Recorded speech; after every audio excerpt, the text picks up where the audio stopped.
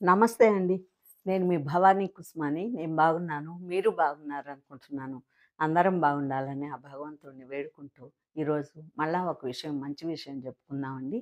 అంటే ఒక స్టూడెంట్స్‌గా ఉన్న ఒక స్టూడెంట్స్‌గా ఇద్దరు కలిసి చదువుకొని, సిక్స్త్ వరకు ఒక స్కూల్‌లో చదివి, ఆ తర్వాత ఆ విడిపోయిన పిల్లలు పెద్దయ్యాక జాబ్స్ వచ్చి వాళ్ళ పాటికి వాళ్ళు బ్రతికే టైంలో ఒకసారి వాళ్ళు ఒకరికి ఒకరు అంటే ఇది ఒక స్టోరీలా చెప్తున్నానండి. నిజంగా జరిగిన కథ ఇది.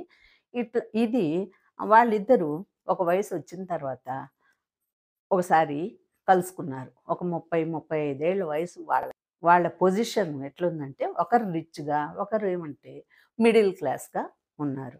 అలాంటప్పుడు మాట్లాడుకుంటే వాళ్ళు, "ఏరా ఎట్లున్నావు? ఏం చదివావు? ఎట్లాగా?"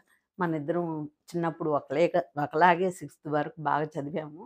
కానీ నాకేమో చిన్న జాబ్ చేశాను. నువ్వెట్లాగా పైకొచ్చావంటే, "ఏం లేదురా నేనైతే ఒకటే గోల్ పెట్టుకున్నాను. నేను 10థ్ క్లాస్‌లో ఉన్నప్పుడు పెద్దలు చెప్పిన మాటలు అయి మైండ్‌లో పెట్టేసుకొని నేను, అప్పుడు వాళ్ళ పెద్దలు, వాళ్ళ గురువులు వాళ్ళు చెప్పిన మాటలేంటంటే, మీరు ముఖ్యంగా ఒక మాట గుర్తుపెట్టుకోండి. ఒక నంబర్స్ రూపంలోను మనం కొన్ని కొన్ని విషయాల్ని గుర్తుపెట్టుకోవాలంటే కొండ గుర్తులు అంటారు. మామూలుగా అయితే తెలుగులో కొండ గుర్తులు అంటారు. అంటే మనకి ఒక నంబర్స్ రూపంలోనో, లేకపోతే ఒక లెటర్స్ రూపంలోనో గుర్తుపెట్టుకుంటాం గదా! అప్పుడు వాళ్ళ మాస్టారు చెప్పారంట. 6, 5, 4, 3, 2, 1, 0 ఇంతవరకు గుర్తుపెట్టుకోండి.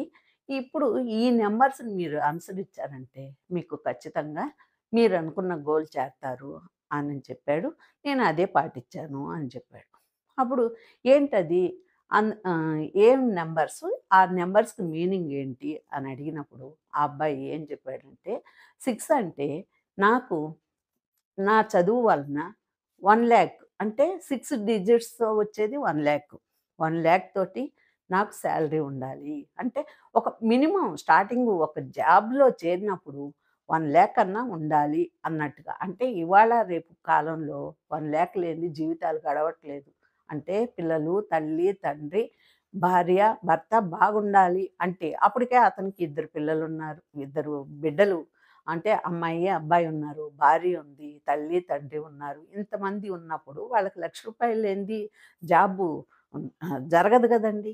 ఇల్లు. అప్పుడు ఆ అబ్బాయి ఏమన్నాడంటే, నాకు 1,00,000కి ఆహ్, సాలరీ వచ్చేటట్టుగా ఉండాలి అని నేను మైండ్‌లో పెట్టుకున్నాను.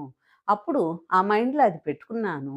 తర్వాత 5 అంటే ఏంటి అంటే, ఒక హౌస్ ఉండాలి. సొంతంగా మనకంటూ ఒక హౌస్ ఉండాలి అనుకున్నాను.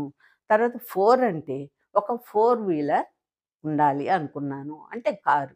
అమ్మ, నాన్న, భార్య, పిల్లలు. ఈ వీళ్ళు ఆరుగురు కారులో పోయేటట్టుగా అనమాట. ఉండాలి అనుకున్నాను. ఇంకా 3 అంటే ట్రిపుల్ బెడ్‌రూమ్ ఉండాలి అని అనుకున్నాను నా ఇంటికి. అంటే నేను, నా భార్య ఒక బెడ్‌రూమ్‌లో, నా పిల్లలు ఒక బెడ్‌రూమ్‌లో, మా అమ్మ, నాన్న ఒక బెడ్‌రూమ్‌లో ఉండాలి. అందుకని నేను 3 పెట్టుకున్నాను గుర్తు. ఇక 2 అంటారా? నాకు ఇద్దరు పిల్లలు. తర్వాత 1 అనుకోండి. ఒకటే భార్య. ఇంకా వేరే వేరే పక్కలకి చూడకూడదు. ఇద్దరు పిల్లలతోనే ఉండాలా. మా అమ్మ, నాన్నలని ఇద్దరిని బాగా చూసుకోవాలి అన్న గోల్‌లో ఉన్నాను నేను. అందుకని అది పెట్టుకున్నాను. 1 అంటే నాకొక్క భార్యే. అంటే ఇతర దారులు తొక్కను. వేరే వేరే దారులకు నేను వెళ్ళను అని మైండ్‌లో పెట్టుకున్నానురా. ఇక 0 అంటావా? 0 అంటే నాకు ఇన్‌స్టాల్‌మెంట్‌లు అంటే అప్పులు. అప్పులు ఏమీ ఉండకూడదు. నా జీవితంలో జీరో. అప్పనేది జీరో ఉండాలి. అప్పుడు నేను సంతోషంగా బతకగలను అని మా గురువుగారు చెప్పారు. అందువల్ల నేను అది అప్పటినుంచి నేను మైండ్‌లోనే పెట్టుకొని 10థ్ క్లాస్‌లో అదే పాటించి ఈ 10థ్ పూర్తయిపోయి మంచి ఫస్ట్ క్లాస్‌లో పాసయ్యాను. తర్వాత ఇంటర్ కూడాను అట్లాగే పెట్టుకున్నాను. ఈ ఇంటర్ సెకండ్ ఇయర్ వరకు ఈ 3 సంవత్సరాలు క్రిటికల్ అనమాట వాళ్ళకి. ఈ 3 సంవత్సరాలు ఎప్పుడైతే వాళ్ళు దాటేస్తారో, ఆ తర్వాత ఇంకెవ్వరు చెప్పబడలేదండి వాళ్ళకి. ఈ 10థ్, ఇంటర్ గనుక దాటేసారంటే డిగ్రీకొచ్చేటప్పటికి ఇక పెద్దలకే వాళ్ళు చెప్పగలరు. అంటే జీవితం విలువలన్నీ అప్పటికే తెలిసేసుంటాయి వాళ్ళకి డిగ్రీకొచ్చేటప్పటికి. వాళ్ళ ఫ్రెండ్స్‌ని జూసో, లేకపోతే ఇంకొకరిని జూసో మనం జీవితంలో మంచిగా పైకెదగాలి అన్న ఒక ఇదొచ్చేసుంటది వాళ్ళకి. అప్పుడు ఇది ఒక్కరికి కాదండి, అబ్బాయిలకే కాదు, అమ్మాయిలకి కూడా వర్తిస్తది. ప్రతి ఒక్కరికి గూడాను ఈ నంబర్స్ గుర్తుపెట్టుకుంటే. అంటే 6, 5, 4, 3, 2, 1, 0 ఈ మాత్రం గుర్తుపెట్టుకొని వాటి మీనింగ్స్ గుర్తుపెట్టుకుంటే ప్రతి ఒక్కరికి గూడాను జీవితం అంతా హ్యాపీగా బతకగలరు. భార్యని బాగా చూసుకోగలరు. పిల్లల్ని బాగా చూసుకోగలరు. ఇట్లాగా తల్లిదండ్రులని బాగా చూసుకోగలరు. ఇవన్నీ మైండ్‌లో పెట్టుకోవాలి. ఇవన్నీ మైండ్‌లో పెట్టుకోవాలంటే ఆ పిల్లల్ని ఈ తల్లిదండ్రులు కూడా అట్లాగే మంచి మార్గంలో పెంచాలి.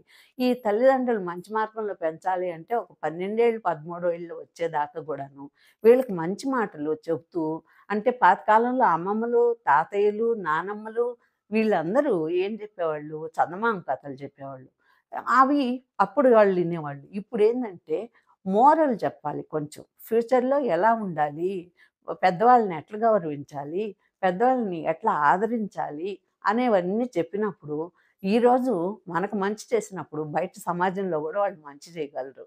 కాబట్టి ఇట్లా చదువుకున్నందువల్ల కొంచెం నాలెడ్జ్ వస్తది. చదువు ఉన్న వాళ్ళకి నాలెడ్జ్ ఎక్కువుంటది. ఆ నాలెడ్జ్‌ని గూడాను, అంటే చదువు, సంస్కారం అంటారు. చదువు వేరే, సంస్కారం వేరే అండి. చదువుతో పాటు సంస్కారం రావాలని గూడా లేదు. సంస్కారం అనేది ఉంటేనే మనిషి సంఘంలో ఎక్కడైనా బతకగలరు. చదువు కన్నా ముఖ్యంగా సంస్కారం ఉండాలి. అంటే ప్రతి ఒక్కరిని గౌరవించాలి, మర్యాదించాలి, లేని వాళ్ళని ఒకరు కొంచెం అంతో ఇంతో ఆదుకోవడం, ఇలాంటియన్నీ ఉండాలి. మనం ఆదుకున్నాం గదా అని ప్రతి ఒక్కరికి ఏం చూపించుకోని అవసరం లేదు. మనం అంతరాత్మకి తెలిస్తే చాలు. ఆ భగవంతుడికి తెలిస్తే చాలు.